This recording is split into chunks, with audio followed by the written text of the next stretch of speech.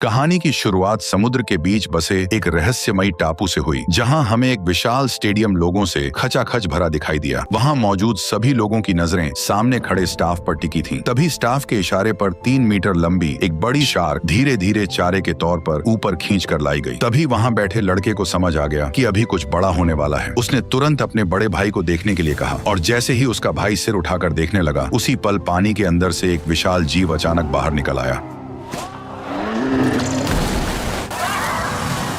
ठीक उसी पल देखने वाला प्लेटफॉर्म अचानक धीरे धीरे नीचे जमीन के अंदर उतरने लगा। दरअसल यहाँ एक और भी ज्यादा खतरनाक शो उनका इंतजार कर रहा था। जैसे ही प्लेटफॉर्म नीचे पहुंचा, तब वही विशाल जीव अब बिल्कुल सामने साफ दिखाई देने लगा, जिससे वहां मौजूद लोगों की एक्साइटमेंट और बढ़ गई। तभी जोरदार तालियों के बीच उस बड़े से जीव ने, जिसका नाम मोसासॉरस था, एक ही झटके में शार्क को पूरा निगल लिया। दरअसल भविष्य की दुनिया में एक टेक कंपनी ने जीन टेक्नोलॉजी की मदद से डायनासोरों को दोबारा जिंदा कर दिया था और पैसा कमाने के लिए उन्होंने पूरा एक आइलैंड खरीद लिया था। फिर सारे डायनासोर उसी आइलैंड पर रखे गए और उसी जगह को जुरासिक वर्ल्ड पार्क में बदल दिया गया। डायनासोरों की वजह से यह आइलैंड बहुत जल्दी दुनिया का सबसे बड़ा टूरिस्ट स्पॉट बन गया। हर साल यहाँ छुट्टियां मनाने आने वाले लोगों की संख्या करोड़ों में पहुंच गई। लेकिन 20 साल तक सब सुरक्षित चलने के बाद डायनासोर लोगों के लिए बिल्कुल चिड़ियाघर के हाथियों जैसे हो गए, जिससे अब लोगों को उनमें पहले जैसा इंटरेस्ट नहीं रहा। इसलिए गिरती कमाई और बढ़ते खर्च को रोकने के लिए डॉक्टर वू की टीम ने अलग अलग जानवरों के जीन मिलाकर एक नया मॉन्स्टर डायनासोर बनाया, जिसका बेहद सीधा और डरावना नाम इंडोमिनस रेक्स रखा गया, जिसे लोगों का इंटरेस्ट बढ़ाने के लिए तैयार किया गया था। लेकिन किसी को अंदाजा नहीं था कि यही डायनासोर पूरे पार्क के लिए सबसे बड़ी मुसीबत बनने वाला है। उसी समय पार्क का मालिक इंडोमिनस रेक्स को देखने पहुंचा। तब पता चला कि यह डायनासोर उम्मीद से ज्यादा बड़ा और बेहद चालाक है, जो कई बार कांच तोड़कर भागने की कोशिश कर चुका है। उसकी खतरनाक समझ देखकर मालिक घबरा गया और सिक्योरिटी चेक के लिए रिटायर हो चुके नेवी ट्रेनर ओवेन को बुलाया। दरअसल ओवेन पहले नेवी में काम कर चुका था और रिटायर होने के बाद उसे यहाँ डायनासोर को ट्रेन करने की जिम्मेदारी दी गई थी। इस समय वह रैप्टर एरिया में काम कर रहा था, जहाँ वो नेवी ट्रेनिंग में सीखे एक्सपीरियंस से रैप्टरों को कंट्रोल करने की कोशिश कर रहा था। और हैरानी की बात यह थी कि वो उन खतरनाक रैप्टरों को कंट्रोल कर पा रहा था। लेकिन तभी एक हादसा हो गया। जब नया फीडर एक छोटे सुअर को पकड़ने की कोशिश कर रहा था, उसी दौरान एक रैप्टर ने उसे झपटकर सीधे जू के अंदर खींच लिया और अगले ही पल वहाँ मौजूद सभी रैप्टरों का ध्यान उसी कर्मचारी पर टिक गया। और अब हालात ऐसे बन गए कि वह किसी भी पल रैप्टरों का शिकार बन सकता था। तभी खतरे की उस घड़ी में ओवेन ने तुरंत जू का गेट खोल दिया और तेजी से अंदर दौड़कर उस नए कर्मचारी के सामने खड़ा हो गया और रैप्टरों को पीछे हटने के लिए लगातार कमांड देने लगा।